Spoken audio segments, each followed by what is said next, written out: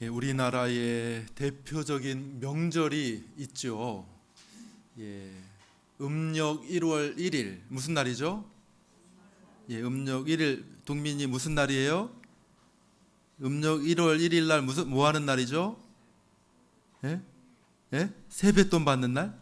세뱃돈. 음력 1월 1일 설날이죠. 설날 떡국도 먹고 세배도 하고 세뱃돈도 받고 새해를 시작하는 그런 날이죠. 자, 그럼 음력 8월 15일은 무슨 날이죠? 음력 8월 15일은 제 아내 생일이에요. 추석에 태어났대요. 추석에. 그래가지고 어릴 적에 추석에 그 가족들이 다 모이면은 자기 생일 때문에 모이는 줄 알았대요. 용돈도 많이 받고 다 모이니까 기회가 되니까 막 가족들이 다 모여가지고 추석 명절 이렇게 그를 보냈는데 어쨌든 추석이죠. 추석. 그죠? 우리 추석 있고 그 외에도 뭐 지금은 좀 많이 약해졌지만 한식도 있고 단오도 있고 이렇게 우리의 큰 명절들이 있는 것과 마찬가지로 이스라엘이라고 하는 이 나라, 이 성경의 배경이 되는 것이죠. 이스라엘이라고 하는 이 나라에도 1년에 세 차례의 큰 명절이 있었습니다. 첫째로는 유월절, 우리 잘 알죠. 유월절, 이스라엘 백성들이 애굽을 떠날 때의 마지막 날, 마지막 재앙, 그때의 첫 장자, 애굽의 모든 장자, 첫 소생을 죽이는 그러한 재앙이 있게 되었을 때에 이스라엘 백성들의 집에는 양의 피를 이렇게 문에 바르라, 문설주와 임방에 이렇게 바르면 죽음의 사자가 그 집은 넘어가겠다 하나님께서 말씀하셨거든요. 그래서 넘어간다 하는 의미에서 유월절 넘어가, 죽음의 사자가 넘어간다. 유월절, 패스 오버 이렇게 하는 그런 날이 유월절인데, 요즘에 이제 우리나라 달력으로 보게 되면 그게 이제 이스라엘에는 1월이거든요. 그런데 요즘에는 한 3월, 4월 정도 됩니다. 3월, 4월 정도. 그리고 난 다음에 두 번째 또 절기가 있는데 뭐냐면 이 6월절 항상 기준으로 합니다. 6월절 기준으로 49일, 77에 49, 7주 후에 7주, 한 주에 7일이니까 77에 49, 그래서 77절이라고도 합니다. 맥추절을 가리켜 77절 이렇게 이야기하기도 하는 이 77절도 또 맥추절이 있고요. 또 마지막으로 초막절은 9월 말에서 한 10월 초 정도에 오늘 본문에도 나와 있죠. 수장절이라고도 얘기하고, 다 추수를 한 다음에 이제 그것을 이제 저장을 합니다. 저장을 하고 난 다음에 하나님 앞에 그 풍성한 수확으로 인하여 하나님 앞에 감사하는 그러한 절기가 바로 초막절, 수장절 이렇게 부르는 절기가 있습니다.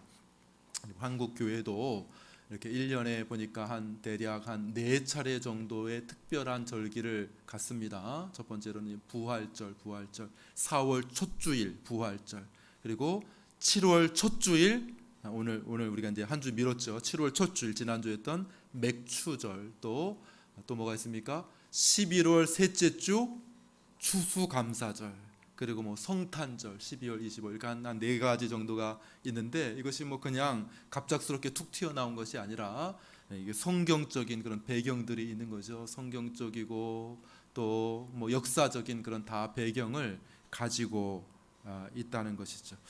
그래서 오늘은 그 맥주 감사 주일이 도대체 무슨 날인가, 특별히 우리가 지키는데 맥주 감사 주일에 대해서 한번 생각해 보려고 합니다. 우리 출애굽기 23장 16절 오늘 본문이죠. 앞에 부분만 한번 같이 읽어볼까요? 출애굽기 23장 16절, 우리 맥추절까지만 반 정도 되겠죠. 수장절 말고요. 맥추절까지만 읽어보겠습니다. 시작. 맥추절을 지키라. 이는 내가 수고하여 밭에 뿌린 것에 첫 열매를 거둠이니라. 여기까지요. 그래서 맥추절을 지키라 이렇게 성경은 말씀하고 있는데, 여기서는 맥이라고 하는 건 보리맥자죠, 그렇죠? 보리맥.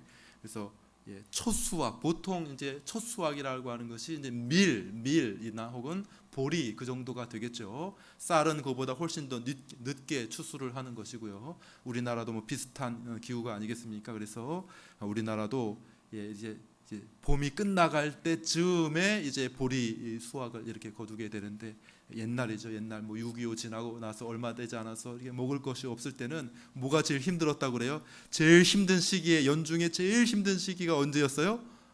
보릿고개라고 그러죠. 보릿고개. 그죠? 그래서 여름 가을에 추수해 놓았던 것을 이제 다 창고에 들이고 난 다음에 이제 겨울 내내 그것을 먹는 거죠. 그죠? 김치하고 쌀하고 뭐 연탄 이렇게 가득 채워 놓고 이렇게 해서 뭐 겨울 내내 먹고 버티게 되는데, 이게 떨어질 때가 된 거예요. 떨어질 때 양식 쌓아놨던 그 저장해놨던 양식들이 이제 떨어질 때가 되는데, 근데 이제 보리를 이제 겨울이 지나서 얼마 지나지 않아서 이제 보리를 이제 심게 되는데, 그 보리 열매가 걷어서 그 보리를 수확하기 전까지 그 양식이 이제 막 간당간당 막 떨어지게 되는데, 보리는 아직 익지 않았어요. 보리를 걷어야지 이제 또 먹을 것이 생기게 되는데 보리는 익지 않았어요. 그래서 요 기간이 제일 어려운 기간이라서 이거를 뭐라 그래요?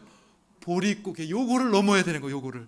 이 보릿고개를 넘어야지 1년을 또 살아갈 수가 있는, 보리 수확하고 그걸 먹고 살고 또 이제 벼 또 이렇게 해가지고 그때 가을에 걷어서 또 겨울을 날 수가 있는데, 아무튼 제일 힘든 그 시기를 이 보릿고개라 이렇게 이야기를 하죠. 그러니까 보리가 그 해에 첫 거둬들이는 수확물이라고 하는 의미에서 보리를 기다리는 거죠. 보리의 수확을 기다리는 그 보릿고개라는 말이 나오게 된 것처럼, 이스라엘 백성들의 그 해의 첫 수확도 아마 보리나 밀 종류였으리라 생각이 됩니다. 아마 이게 약간 이제 번역 해석상의 의미로 아마 보리맥을 써서 맥추절 이렇게 부른 것 같습니다. 어쨌든 그 맥추라고 하는 말은 보리를 수확한다라고 하는 의미에서, 이제 봄이 다 지나고 초여름의 그 시작점에서 보리를 이제 거두게 되겠죠.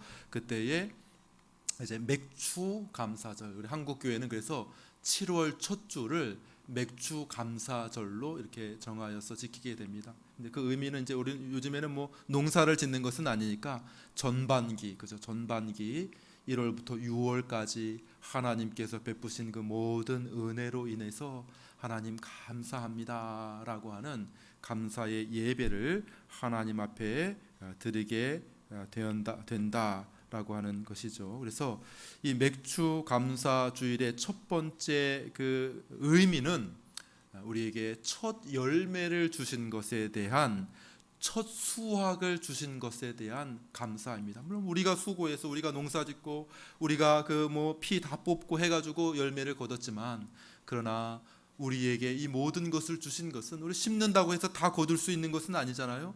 농사하시는 분들은 다 잘 알겠지만은 얼마나 변화무쌍합니까? 그죠? 막 홍수가 내리기도 하고 가뭄이 들기도 하고 병충해에 걸리기도 하고, 그래서 막 심는다고 해서 다 거두는 것은 아니지 않습니까? 농부들이 다 노력하고 애쓴다고 해가지고 다 그대로 거둔다면 뭐 농부들은 다 부자가 됐겠죠. 그러나 그렇지 않죠. 갑자기 그 전에는 막 비싸게 팔리던 것들이 가격이 막 폭락하기도 하고, 농부들이 제일 힘든 것 같아요. 정말 뭐 수확을 거두는데 어떻게 될지 모르니까 그냥 잘 길러놓고도 막 밭을 막 갈아엎더라고요. 그러니까 뭐 첫 수확을 거둔다는 것이 만만한 것이 아니죠. 하나님께서 은혜를 베풀어 주셔야지만 첫 수확이 있는 줄로 믿습니다. 그래서 그런 것에 대한 감사를 하나님 앞에 드리게 되는 것이죠. 근데 첫 수확이라고 해봤자 뭐 얼마나 되겠습니까? 첫 열매라고 하는 것이 뭐 얼마나 되지 않잖아요. 첫 열매. 뭐 마지막 대추수라고 하면 뭐 풍성하죠. 뭐 먹을 것이 넘쳐나고 뭐 과일도 넘쳐나고 뭐 풍성하죠. 막 한가위가 늘 중추절, 그죠? 늘 한가위만 같아라. 뭐 추수 때는 막 엄청나게 먹을 것이 넘쳐나고 뭐 창고도 가득하고 만족하고 이렇게 하는 것은 뭐 추수감사절이라고 한다면, 맥추절은 정말 어렵게 버틴 거거든요. 먹을 것이 없어서 겨우겨우 버텼는데 이제 첫 열매를 거두게 되니까 뭐 풍성하지는 않지 않습니까? 그죠? 빚도 많이 갚아야 되고, 그죠? 그러니까 막 풍성하지는 않는데, 그럼에도 불구하고 하나님께서 첫 열매를 주셨음에 대한 감사를 드리라고 하는 것이죠. 그냥 예를 들어 보면 이제 저희가 어렸을 때 어머니께서 어디 시장에 가셔서 그 살구나무를 사오세요. 살구나무. 그 당시에 제가 기억하기로는 700원에 사왔다 그러는데 700원. 묘목이에요, 묘목. 그냥 막대기 같은 거 그냥 이렇게 탁 꼽아 놓았습니다.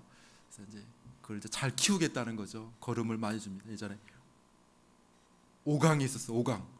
오강이 거름으로 그냥 막 거기다 갖다 부어. 1년이 지나고 2년이 지나니까 자라더라고요. 제가 기억에 한 3년쯤 되니까 열매가 맺히는 거예요. 열매. 그런데 뭐 별로 없어요. 한두 개. 첫 열매가 딱. 근데 4년, 5년, 6년 막 이러니까 나무가 굵어지기 시작하고 막 키가 크고 막 잎이 엄청나게 무수하게 자라더니만 나중에는 거기서 한 수백 개가 열매가 맺어요. 자두가 아니라 살구가 막 수백 개가 열리더라고요. 그런 거죠, 그죠? 첫 열매라고 하는 것은 아주 보잘것없는 작은 것이죠. 그것을 감사라고 하는. 왜요? 감사라는 것은 첫 열매를 주신 것에 대한 감사일 뿐만 아니라 그 감사에는 뭐가 담겨져 있어요? 예, 그 이후에 주어지게 될 더 풍성한 열매를 기대하는 기대를 가지고 하나님 앞에 감사를 하는 것이죠. 마치 자녀가 이제 첫 직장을 갑니다. 그래서 이제 한 달 동안 열심히 일해서 월급을 받습니다. 뭐 얼마 되겠습니까? 그 월급 받은 것이 아주 뭐 통장에 집어넣기도 전에 쑥 사라져 버리죠, 그죠? 그동안 빚졌던 것, 얻어먹기만 했던 거 다 갚아야 되잖아요. 그러니까 뭐 월급 타자마자 그냥 부모님께도 그동안 참 이렇게 뭐 키워주시고 돌봐주셔서 감사합니다. 부모님께도 선물해야 될 것이고 또 주변에 또 보답해야 될 일들이 있으면은 또 어른들에게도 또 선물도 드려야 될 것이고 또 친구들에게도 한턱 내야 될 것이고 내가 또 사 먹고 싶은 것도 좀 그렇게 하다 보면 모자라는 거예요. 모자라. 빚을 내야 될 것 같아. 그렇지만 그 첫 월급에 대한 참 감사가 있잖아요. 감사. 첫 월급을 받아서 뭐 넉넉해서 감사하는 것이 아니라 뭐 풍성해 가지고 뭐 쓰고 남아 가지고 드리는 것이 아니라 이 맥추절의 감사라고 하는 것은 아직 뭐 너무 부족하지만은 그러나 하나님께서 지켜주셔서 이렇게 첫 열매를 가지게 되었으니 하나님 감사합니다라고 드려지는 것이죠. 아직 그 받은 내 손 안에 주어진 것은 너무나도 보잘것없고 작은 것이지만은 그러나 이것이 하나님께로부터 왔습니다라고 하는 것을 인정하면서 하나님 앞에 드리는 감사가 바로 이 맥추절의 감사이고 앞으로 있게 될 더 풍성한 감사, 앞으로 하나님께서 주어질 그 수십 배 수백 배 그 감사, 그것을 바라보면서 하나님께 드리는 감사가 이 맥추절의 감사라고 말할 수 있을 것입니다. 우리에게 주어진 어떤 물질적, 우리에게 주어진 어떤 열매에 대한 감사가 맥추절인 것이죠. 두 번째로 이 맥추절에 대한 감사는 육신과 어떤 생활에 관한 것만 있는 것이 아니라 구원의 은혜에 대한 감사가 포함이 되어져 있습니다. 우리 신명기 26장 2절 말씀을 같이 읽어보겠습니다. 26장 2절 읽습니다. 시작. 내 하나님 여호와께서 내게 주시는 땅에서 그 토지 모든 소산의 만물을 거둔 후에 그것을 취하여 광주리에 담고 내 하나님 여호와께서 그 이름을 주시려고 택하신 곳으로 그것을 가지고 가서. 아멘. 신명기에 있는 이 말씀은 다 이스라엘에 관련된 말씀이죠. 이스라엘이 이제 모세가 설교하고 있는 것입니다. 너희가 이제 요단을 건너 가나안 땅에 들어가게 될 텐데 하나님께서 주시는 그 가나안 땅에 들어가면 너희가 어떻게 하라라고 하는 그 말씀이죠. 그런데 여기 이스라엘의 3대 절기를 지키라고 이야기를 하는데 이것들은 다 어디와 무엇과 관련이 있냐면 출애굽과 관련이 아주 깊은 사건이라는 거예요. 출애굽. 애굽을 떠나던 그날 밤 유월절을 지켰던 것처럼, 그리고 이제 광야를 지나자. 광야를 지나서 이제 가나안 땅에 들어가서 첫 열매, 하나님께서 주신 땅, 하나님께서 약속하신 그 가나안 땅에 들어가서 너희가 첫 열매를 거두게 될 때에 저 애굽의 종살이하던 그것에서 벗어나서 하나님께서 우리를 건져내셔서 놀라운 이적 가운데서 건져내셔서 하나님께서 우리를 하나님의 백성 삼아 주시고 하나님께서 우리를 구원해 주시고 이 가나안 땅을 우리에게 허락해 주셨으니 하나님 그 첫 열매를 하나님께 드립니다라고 하는 그 의미. 그래서 모세가 그 모압 평지에서 이스라엘 백성들, 이제 요단을 건너가게 될 이스라엘 백성들을 향해서 당부하고 또 당부를 합니다. 너희가 그곳에 건너가거든, 너희가 그 땅에 들어가거든, 그때 늘 모세가 하는 일은 너희에게 베푸신 하나님의 그 구원의 은혜, 출애굽시키신 하나님의 그 놀라운 구원의 은혜, 그 광야 가운데서도 지켜주신 그 하나님의 놀라운 은혜. 광야 때는 어떻게 했습니까? 광야에 뭐 먹을 것이 있습니까? 아무것도 없죠. 하나님께서 하늘 문을 여시고 만나를 내리셔서 하나님께서 은혜를 베푸셔서 그때를 살게 하신 그 하나님의 은혜가 있다는 것이죠. 그리고 이제 가나안 땅에 들어가서 이제 농사를 짓습니다. 그리고 첫 열매를 거두게 될 때에 그 첫 열매를 하나님께 가지고 나오라는 것인데, 그 첫 열매를 먹게 될 때에 만나가 그치게 됩니다. 그동안에는 계속 이스라엘이 이렇게 그 가나안 땅에 들어와서도 아마 만나가 있었던 것 같아요. 얼마 동안 먹을 것이 없으니까. 광야에서는 당연히 만나가 있었죠. 그러나 요단을 건너서 가나안 땅에 들어왔는데 얼마 기간은 아마 만나를 먹지 않았나 싶어요.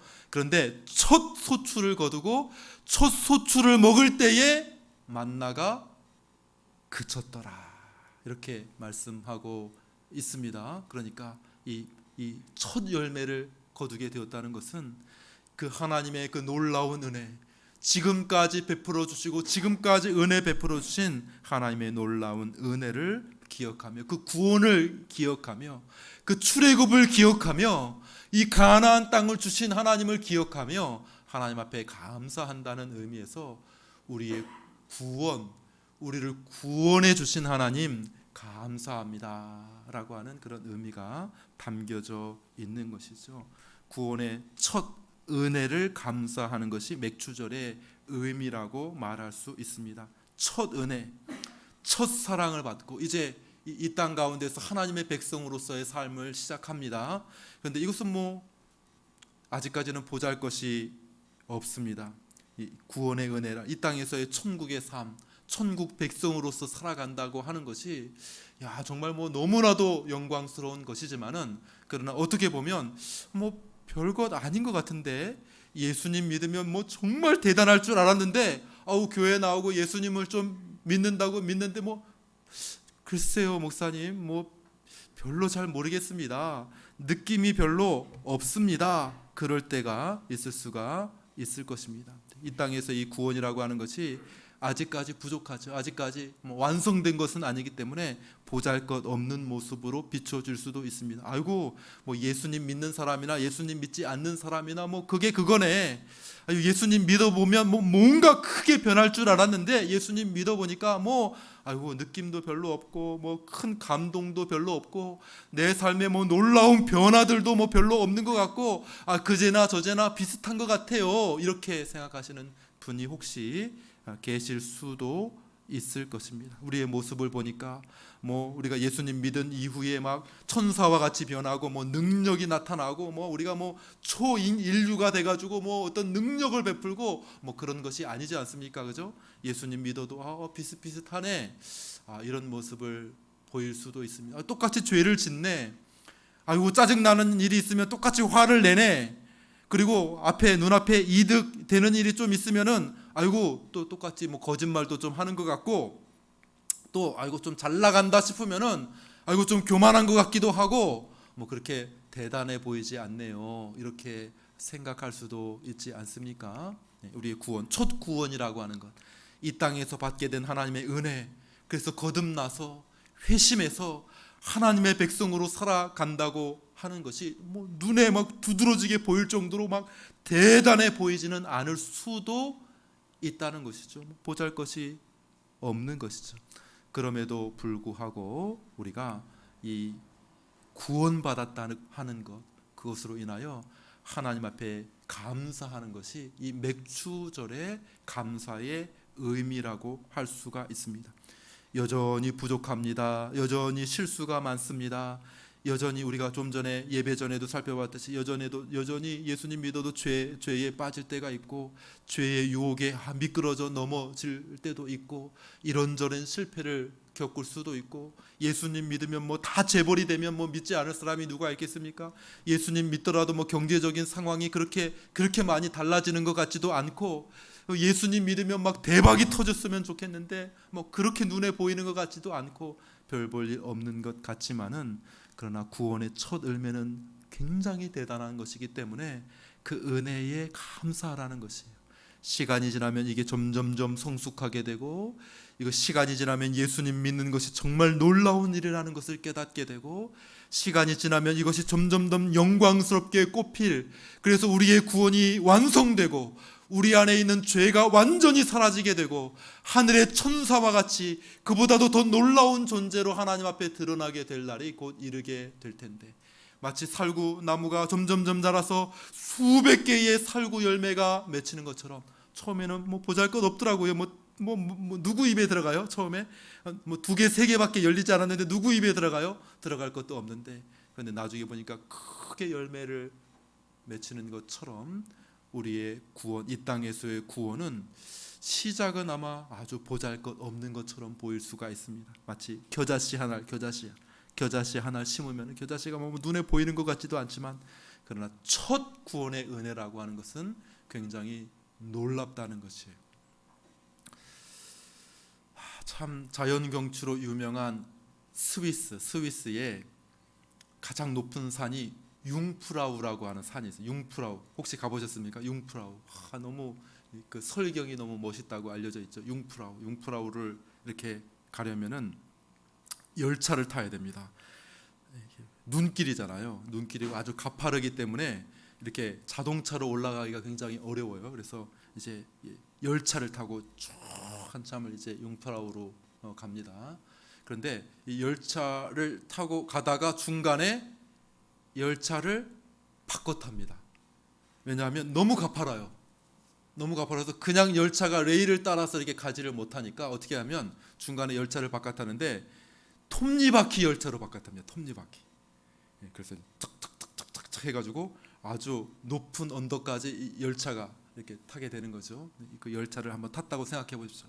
융프라우 꼭대기까지 올라가는 그 열차를 한번 탔다고, 거기서 뭐 서서 가든지, 그 열차를 탔으면 그냥 앉아서 가든지, 아니면 뭐 누워서 가든지, 거기서 넘어지든지 미끄러지든지 무슨 상관이 있어요, 그죠? 그 열차 타고 딱 마지막에 내리면 어디예요?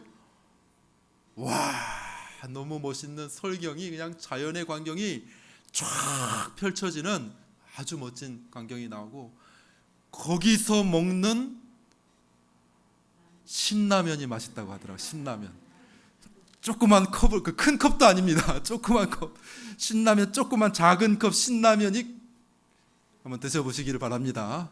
예, 거기서 먹는 신라면, 뭐 거기 가지 않더라도 오늘 저녁에 가셔서 신라면을 드시기를 바랍니다.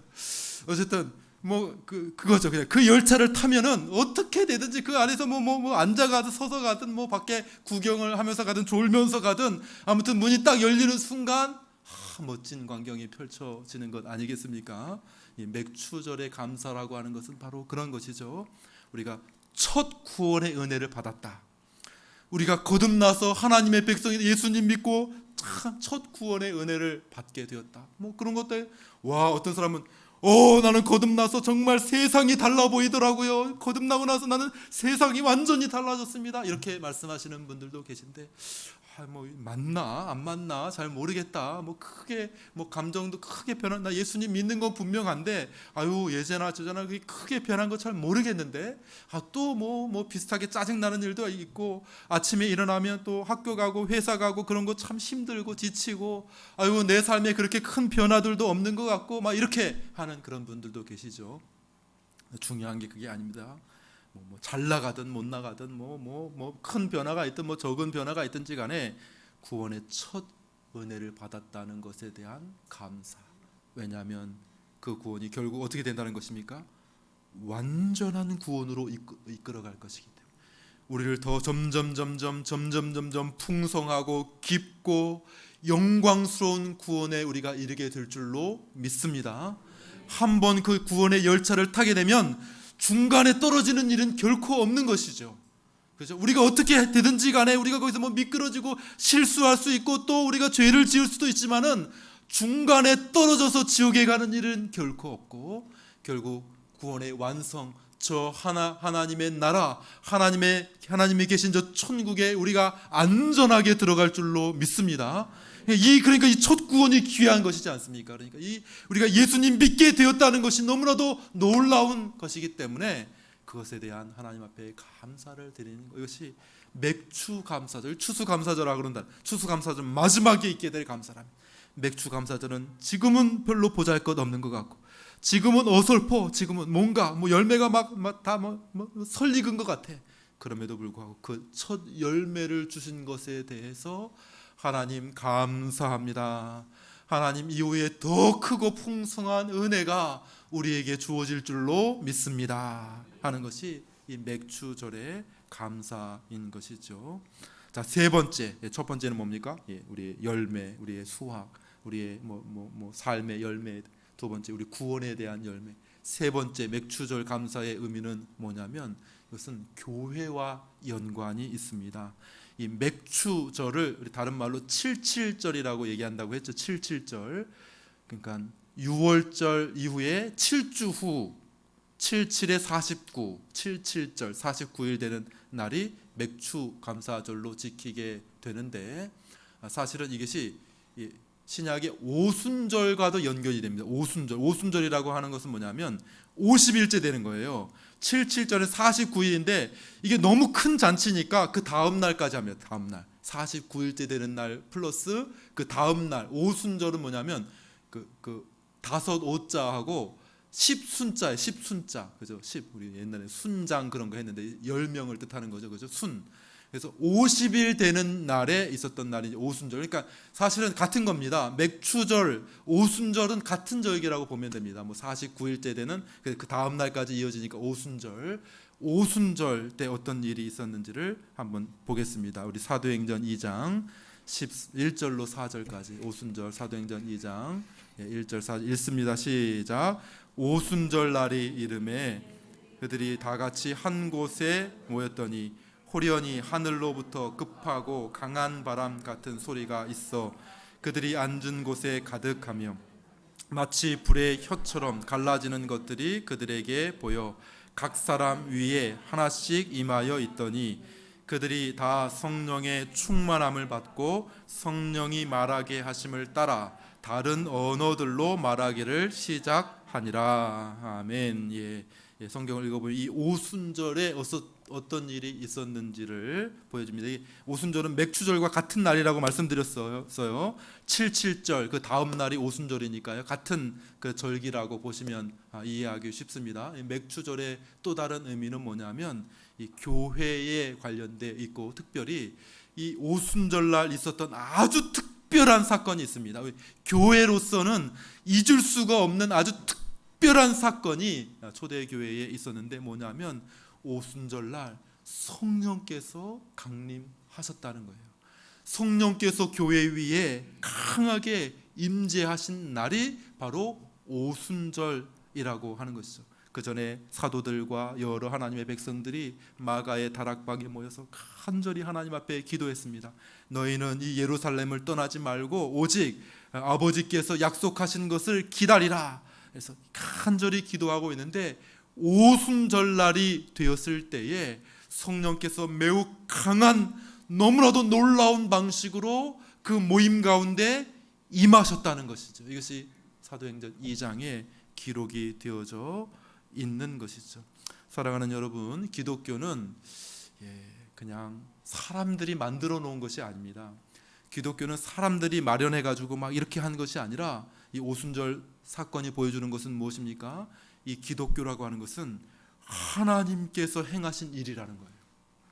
기독교는 하나님께서 역사를 찢으시고 역사 가운데 간섭하시는 것이 바로 이 기독교의 역사라고 하는 사실을 보여주고 있는 것이죠. 오순절날 그와 같은 놀라운 일이 있게 됩니다. 삼위이신 우리 성령 하나님께서 오순절날 아주 놀라운 방식으로 교회 위에 임하시게 됩니다. 그 전에는 성령께서 없었느냐, 그런 건 아니죠. 구약에도 성령님께서 계시고 활동하셨지만은, 그러나 아주 본격적으로 성령님께서 이 땅 가운데서 충만하게 역사하신 일이 바로 오순절날 있었다는 것이죠. 매우 인상적인 모습으로, 매우 강한 바람 소리와 같이, 불의 모습과 같이 임하게 되었는데, 이것이 바로 구약의 시내산의 모습을 그러니까 연상하게 합니다. 사실은 이스라엘 백성들이 출애굽을 하잖아요. 홍해를 건너서 광야 길로 가서 이제 50일쯤 되었을 때에 시내산에 이르게 됩니다. 시내산에서 모세가 시내산에서 율법을 받죠. 그 율법을 받는 모습과 비슷하죠, 그죠? 생각이 들지 않습니까? 막 큰 나팔 소리 같은 것들이 막 울리고 땅이 막 진동하고 구름이 빽빽하게 그 산을 두루 덮으면서 불 가운데 하나님께서 임하시지 않습니까? 그죠? 율법을 주실 때에 바로 그 오순절이 바로 그날이에요. 그날, 그죠?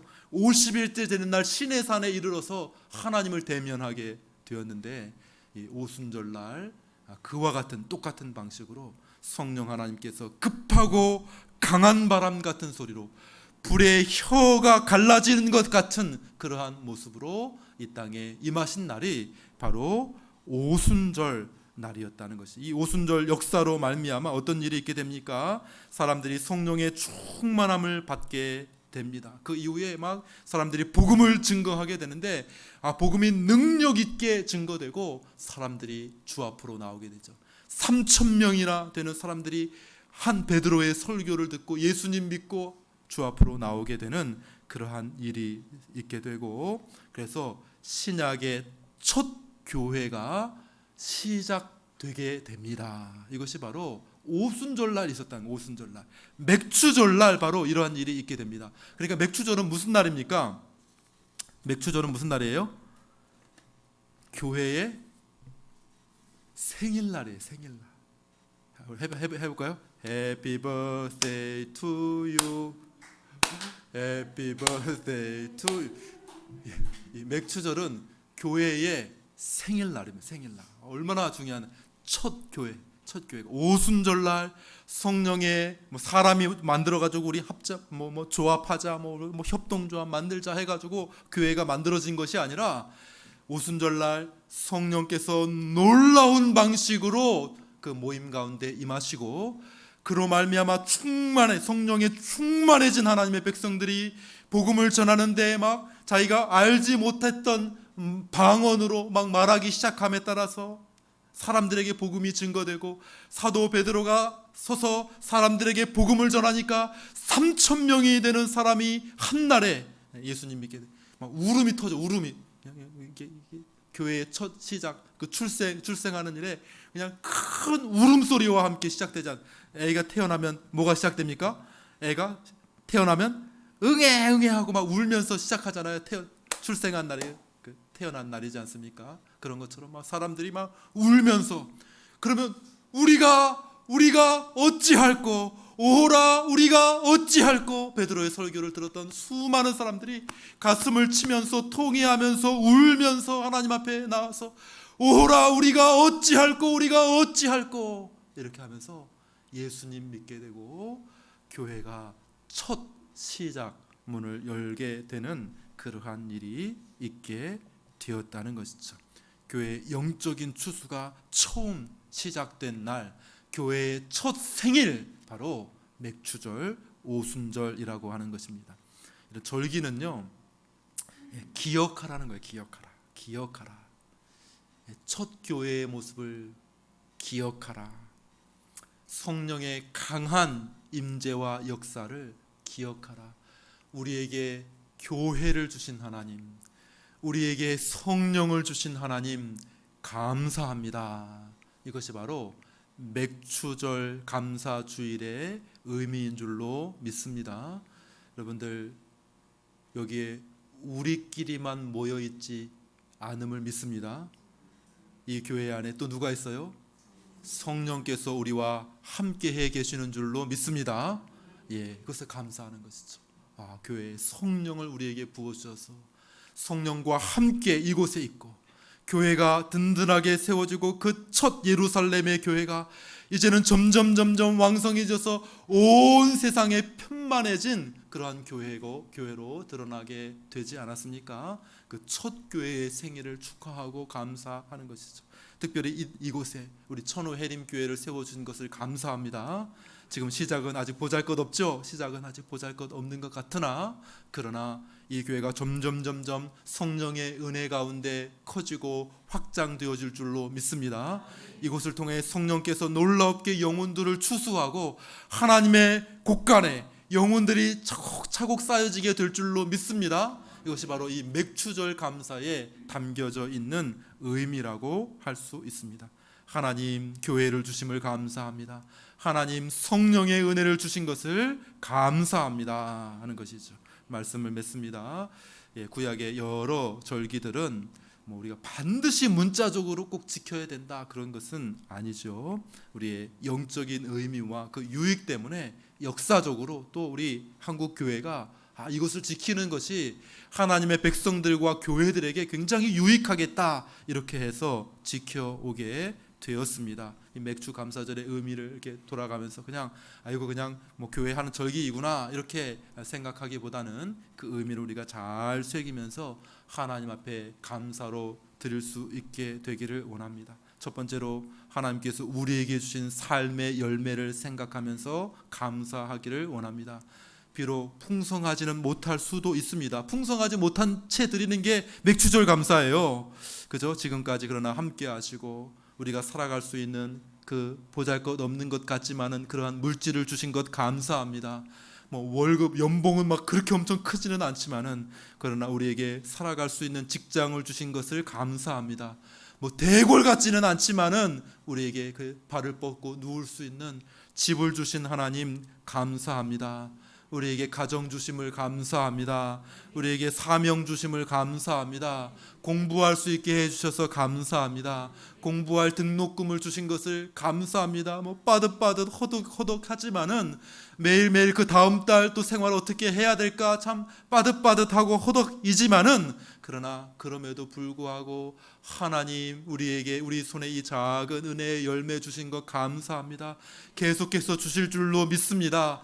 더 풍성하게 주실 줄로 믿습니다. 이것이 맥주절의 감사인 것이죠. 두 번째, 우리의 구원의 은혜를 감사합니다. 은혜의 시작은 보잘것없이 미약할 수 있습니다. 정말 작은 그 겨자씨, 눈에 보이지도 않는 겨자씨 아시죠? 겨자씨를 잡으려면 손으로 잘 못 잡아요. 어떻게 잡아야 돼요? 여기 볼펜으로 이렇게 탁 찍어서 이렇게 겨자씨 잡아야 돼요. 아주 작아요. 보잘것없는 것이지만은 그러나 이것이 점점 커지게 되면 겨자 나무가 새들을 깃들이는 것처럼 우리의 구원의 은혜가 더 풍성하게 될 줄로 믿습니다. 하나님을 더욱더 분명하게 알아가게 될 줄로 믿습니다. 예수 그리스도의 은혜가 정말 사무치게 감사하게 될 날이 올 줄로 믿습니다. 천국이 우리에게 영광스럽게 다가오게 될 줄로 믿습니다. 그냥 그 열차를 타고 가는데 그냥 딱 문을 여는 순간 멋진 설경이 펼쳐지는 것처럼 하늘이 영광스럽게 우리에게 임하고 우리가 죄의 모든 아픔과 눈물과 슬픔을 다 제거하고 하나님 앞에 영광스러운 하나님의 자녀들로 회복될 날이 있을 줄로 믿습니다. 그것을 바라보면서 지금 보잘것없지만 하나님 감사합니다. 이것이 맥주 감사절의 의미입니다. 마지막입니다. 성령을 주신 것을 감사합니다. 성령께서 우리 교회 가운데 함께 주신 것을 감사합니다. 우리 여러 사람들만 모이지 아니하고 성령께서 우리 가운데 함께 하시고 말씀해 주시니 감사합니다. 이것이 바로 맥주절의 감사인 것이죠. 지금은 시작입니다. 이제 첫 열매에 불과합니다. 개수도 몇 개 되지 않고 이제 뭐 설익고 뭐 부족해 보이는 그런 모습이지만, 그러나 하나님께서 앞으로 주실 놀라운 그 풍성한 열매들로 인하여 감사하고 기대 충만한 맥주 감사 주일이 되시기를 주님의 이름으로 축원합니다. 아멘. 우리 기도하겠습니다. 은혜로우신 우리 하나님 아버지, 감사합니다. 또 복된 맥주 감사 주일로 하나님 앞에 드립니다. 맥주절을 지키라 말씀하신 것처럼 그것이 우리의 영혼에 큰 유익이 되게 하여 주시옵소서. 하나님께서 우리에게 베푸신 크고 놀라운 은혜들을 기억하게 하시고 앞으로 주실 더 놀라운 은혜들을 기대할 수 있는 복된 한 날 되게 하여 주옵소서. 예수님의 이름으로 기도합니다. 아멘. 이제는 우리 주 예수 그리스도의 크신 은혜와 하나님 아버지의 놀라운 사랑과 성령의 교통 충만케 하심이 이 시간 주 앞에 예배하되, 특별히 맥주 감사 주일로 하나님께서 주신 은혜들로 인하여 감사하며 드리는 모든 하나님의 백성들 위에 이제로 영원토록 함께 있을지어다.